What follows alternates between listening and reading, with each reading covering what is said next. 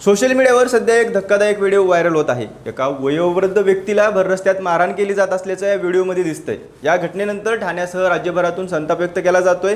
नेमकं काय घडलं सांगतो, रील शेवटपर्यंत बघा। ही घटना आहे ठाण्यातील कॅडबरी जंक्शन परिसरातली। 70 वर्षांहून अधिक वयाचे एक ज्येष्ठ नागरिक आपल्या पत्नीसोबत रस्त्याने चालत होते। त्याच वेळी एका टॅक्सी चालकाने कारमधून थुंकलं।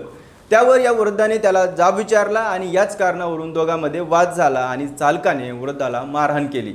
व्हायरल व्हिडिओमध्ये चालक वृद्धाला ढकलताना दिसतोय आणि मारहाण करताना सुद्धा दिसतोय। त्याच्या हातात एक दगड सुद्धा आहे। या घटनेत वृद्ध व्यक्ती गंभीर जखमी झाले असून घटनेचा व्हिडिओ सोशल मीडियावर व्हायरल झाल्यानंतर मोठी खळबळ उडाली। त्यानंतर शिवसेनेच्या कार्यकर्त्यांनी संबंधित चालकाचा शोध घेऊन त्याला पकडलं आणि वर्तकनगर पोलीस ठाण्याच्या ताब्यात दिलं।